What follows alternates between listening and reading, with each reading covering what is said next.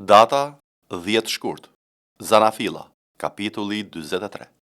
Por zia ishte e madhe në vend, dhe kur mbaruan se ngrëni grurin që kishin sjell nga Egjipti, i ati u tha atyre: "Kthehuni për të na bler pak ushqime."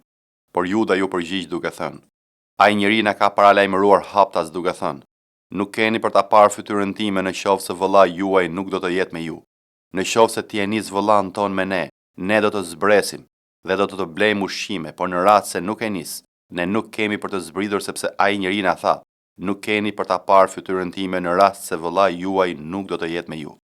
Atëherë Izraeli tha: "Pse më dhat këtë dhëmbje duke i thënë atij njeriu që kishit edhe një vëlla?" Ata ju përgjigjen: "Ai njeri na pyeti me shumë kujdes për ne dhe farefisin ton duke thënë: Gjallë është ende ati juaj? Keni ndonjë vëlla tjetër?" Dhe ne u përgjigjem në bazë të këtyre pyetjeve të tij: "Ku të na shkonte mendja që ai do të na thoshte: Sillni këtu vëllan tuaj?" Pastaj Juda i tha Izraelit, atit të tij: "Lëre fëmijën të vi me mua, dhe do të qohemi dhe do të shkojmë në mënyrë që të rrojmë dhe jo të vdesim, si ne ashtu edhe ti e të vegjëlit tan. Unë bëhem dorëzan për të, do t'i kërkosh llogari dorës sime për të. Në rast se nuk e rikthej dhe nuk e vë para teje, do të jem fajtor para teje për gjithnjë. Po të mos ishim vonuar, tani do të ishim kthyer për të dytën herë." Atëherë Izraeli, ati i tyre, u tha atyre: "Po të jetë ashtu veproni në këtë mënyrë. Merrni në trastat tuaja disa nga prodhimet më të mira të vendit dhe i çoni atij njeriu një dhuratë: pak balsam, pak mjalt, disa aroma e mirë, fistik dhe bajame. Merrni me vete 2 fishin e parave dhe kthejani paratë që ju vunë në grykën e trastave tuaja, ndofta ka qenë një gabim. Merrni edhe vëllan tuaj dhe çohuni, kthehuni tek ai njeri. Dhe Perëndia i plot fuqishëm ju bëft të gjeni hir para atij njeriu, kështu që ai të liroj vëllan tjetër tuajin dhe Benjaminin. Sa për mua, po të jetë se duhet të mbetem pa bijtë e mi, ashtu qoftë." Ata prap morën me vete dhuratën si dhe 2 fishin e parave dhe Benjaminin. U ngritën dhe zbritën në Egjipt dhe u paraqitën para Jozefit. Kur Jozefi pa Benjaminin bashkë me ta, i tha kryeshërbëtorit të shtëpisë së tij: "Çoj këta njerëz në shtëpi, therr një kafshë dhe përgatit një gosti, sepse ata do të hanë drek bashkë me mua." Dhe ai bëri ashtu siç e urdhëroi Jozefi dhe i çoi në shtëpinë e Jozefit. Por ata u trembën për shkak se i kishin quar në shtëpitë e Jozefit dhe thanë: "Na sollën këtu për shkak të atyre parave që na u vunë në trasta të parën herë për të gjetur një shkas kundër nesh, për të sulur mbi ne dhe për të na zënë sklevër bashkë me gomerët tanë." Pasi ju ofruan kryeshërbëtorit të shtëpisë e Jozefit, folën me të dera e shtëpisë dhe thanë: "Zotëria im, ne zbritem në të vërtetë herën e parë këtu për të bler ushqime. Dhe ndodhi që kur arritëm në vendin ku kaluam natën, hapëm trastat dhe ja, paratë e secilit prej nesh ndodheshin në gryk të trastës së vet. Paratë tona me peshën e tyre të saktë, tani kemi risjell me vete, dhe kemi sjell me vete paratë të tjera për të bler ushqime. Ne nuk e dim kush mund t'i ketë vënë paratë tona në trastat tona." Por ai tha: "Shqetësoni, mos u trembni. Perëndia juaj dhe Perëndia i atit tuaj ka vënë një thesar në trastat tuaja. Unë i pata paratë tuaja." Pastaj u solli Simeonin. Ai njeri i futi në shtëpinë e Jozefit, u dha ujë që të lanin këmbët dhe ushqim për gomerët e tyre. Atëherë ata përgatitën dhuratën, duke pritur që Jozefi të vinte në mesditë, sepse kishin dëgjuar që do të rrinin për të ngrënë në atë vend. Kur Jozefi arriti në shtëpi, ata i paraqitën dhuratën që kishin sjellë me vete në shtëpi dhe u përkulën para tij deri në tokë. Ai pyeti si ishin dhe tha: "Ati juaj, për të cilin më keni folur, a është mirë? Është ende gjallë?" Ata u përgjigjen: "Shërbëtori yt, ati ynë, është mirë, jeton ende." Dhe e nderuan duke u përkulur. Pastaj Jozefi ngriti syt, pa vëllain e tij Benjaminin, birin e nënës së tij dhe tha: "Ky është vëllai juaj më i vogël për të cilin më folët?" Dhe shtoi: "Perëndia të ndihmoft, biri im."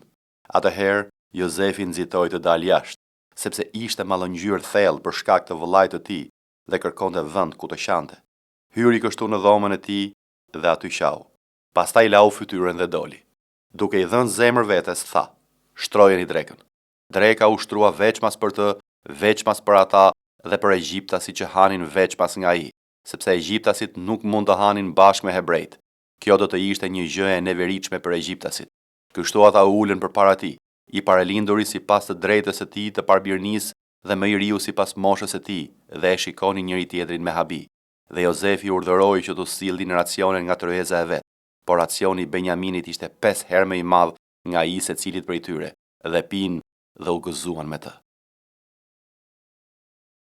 Marku, Kapitulli 13.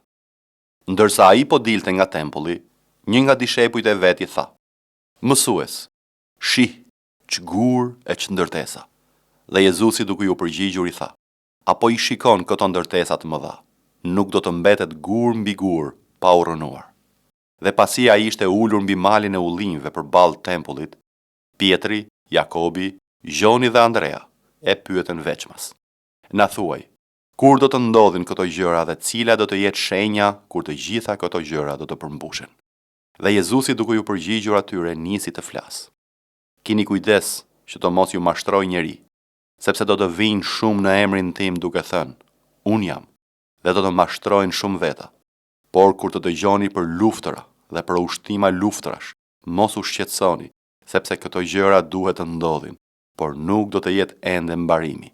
Në fakt do të ngrihet kom kundër kombi dhe mbretëri kundër mbretërie.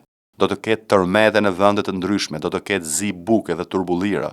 Këto janë fillimi I dhimbjeve të lindjes. Por kujdesuni për veten, sepse do t'ju dorëzojnë gjyqeve dhe do t'ju rrahin ndër sinagoga. Do t'ju nxjerrin përpara qeveritarëve dhe mbretërve për shkakun tim si dëshmi për ta. Por më parë duhet që të përhapet ungjilli ndër gjithë kombet. Por kur t'ju çojnë për t'ju dorëzuar, mos u shqetësoni që më parë për atë që do të duhet të thoni dhe as mos e paramendoni. Por thoni çfarë t'ju jepet në atë çast, sepse nuk jeni ju që flisni, por fryma e shenjtë. Por vëllai do të dorëzoj vëllain në vdekje dhe ati birin, dhe bit do të ngrenë krye kundër prindërve dhe do t'i çojnë në vdekje. Dhe ju do të jeni të urryer nga të gjithë për shkak të emrit tim, por ai që do të durojë deri në fund do të shpëtohet. Por kur të shihni neverinë e shkatërimit, të thënë nga profeti Daniel, e cila qëndron atje ku nuk duhet, ai që lexon le ta kuptoj, atëherë ata që do të jenë në Jude, le të arratisen maleve. Dhe ai që ndodhet mbi çatinë e shtëpisë të mos zbres, dhe as të mos hyjë në shtëpi për të marrë ndonjë gjë nga shtëpia e vet. Dhe ai që do të jetë në ar, të mos kthehet prapa për të marrë rrobën e vet, por mirë gratë shtatzëna dhe ato me fëmijë në gji në ato ditë. Dhe lutuni që ikja juaj të mos ndodhë në dimër, sepse në ato ditë do të jetë një mundim I madh, më I madhi që ka ndodhur që nga zanafilla e krijimit që kreu Perëndia deri më sot, dhe të tillë nuk do të ketë më kurrë. Dhe nëse Zoti nuk do t'i kishte shkurtuar ato ditë, asnjë mish nuk do të shpëtonte, por Zoti I shkurtoi ato ditë për shkak të të zgjedhurve që ai zgjodhi. Atëherë nëse dikush do t'ju thotë, ja, Krishti është këtu ose është atje, mos e besoni, sepse do të ngrihen krishtër të rrem dhe profet të rrem dhe do të bëjnë shenja e mrekullira për të gënjur, po të jetë mundur edhe të zgjedhurit. Por ju keni kujdes. Ja, unë ju paralajmërova të gjitha. Por në ato ditë, pas atij mundimi, dielli do të erret dhe hëna nuk do të japë ndriçimin e vet. Yjet e qiellit do të bien dhe fuqitë që janë në qiell do të lëkunden. Atëherë do ta shohin birin e njeriu duke ardhur në re me pushtet të madh dhe me lavdi. Atëherë ai do të dërgoj ëngjët e vet dhe do t'i mbledh të zgjedhurit e vet nga të katër erërat, nga skaj I tokës deri në skaj të qiellit. Tani mësoni nga shëmbëltyra e fikut. Kur dega e tij njomsohet dhe nxjerr gjethe, ju e dini se vera është afër. Kështu edhe ju, kur do të shihni se po ndodhin këto gjëra, ta dini se është afërt e dyert. Në të vërtetë po ju them se ky brez nuk do të kalojë derisa e gjithë kjo të ndodhë. Qielli dhe toka do të kalojnë, por fjalët e mia nuk do të kalojnë. Por sa për atë ditë dhe atë orë, askush nuk e di, as ëngjët në qiell, as biri, por vetëm Ati. Tregoni kujdes, rrini zgjuar dhe lutuni, sepse nuk e dini kur do të jetë koha. Është sikurse një njeri I cili duke u nisur për rrugë la shtëpinë e vet, duke u dhënë autoritet shërbëtorëve të tij, secilit në detyrën e tij dhe portierin e urdhëron të rrisë zgjuar. Rrini zgjuar pra sepse nuk e dini kur do të vijë Zoti I shtëpisë, në mbrëmje a në mesnatë, kur këndon ngjelja në mëngjes, që ai duke u kthyer pra pritmas të mos ju gjejë në gjumë. Tani, këtë që po ju a them juve, u a them të gjithëve. Rrini zgjuar. Jobi, kapitulli 9. Atëherë Jobi u përgjigj dhe tha: Po, unë e di që është kështu, por si mund të jeti drejt njeriu përpara Perëndisë? Në rast se dikush dëshiron të diskutojë me të, nuk mund t'i përgjigjet vetë se një herë mbi 1000. Perëndia është I urtë nga zemra dhe I fuqishëm nga forca. Kush pra u forcësua kundër tij dhe I shkoi mbar? Ai vendos malet dhe ato nuk e dinë që ai përmbys në zemërimin e tij. Ai e tund dheun nga vendi I tij dhe kollonat e tij dridhen. Urdhëron diellin dhe ai nuk lind, dhe vulos yjet. I vetëm shpalos qejt dhe ecën mbi valet e larta të detit, ka bërë Arushën dhe Orionin, Plejadat dhe krahinat e jugut. Ai bën gjëra të mëdha dhe që nuk mund të hetohen, po, mrekulli të panumërta. Ja, më kalon afër dhe nuk e shoh, kalon tutje dhe nuk e kuptoj. Ja, i ka pren dhe kush mund t'ja rimarr, kush mund t'i thot çfarë po bën. Perëndia nuk e tërheq zemërimin e tij. Po shti për kulën ndihmësit e Rahabit. Si mund t'i përgjigjem pra dhe të zgjedh fjalët e mia për të diskutuar me të? Edhe sikur të kisha të drejtë, nuk do të kisha mundësi t'i përgjigjem, por do t'i kërkoja mëshirë gjykatësit tim. Në rast se unë e therras dhe ai më përgjigjet, nuk mund të besoj ende se e ka dëgjuar zërin tim. Ai që më godet me furtunën dhe i shumëzon plagët e mia pa shkak. Nuk më le të marr frymë përkundrazi më mbush me hidhërime. Edhe në qoftë se bëhet fjalë për forcën, ja, ai është i fuqishëm, por sa për gjykimin, kush do të më caktoj një ditë për të paraqitur? Edhe sikur të isha i drejtë, vetë të folurit tim do të më dënonte. Edhe sikur të isha i ndershëm, ai do të provonte se jam i çoroditur. Jam i ndershëm, por nuk e çmoj fare veten time dhe e përçmoj jetën time.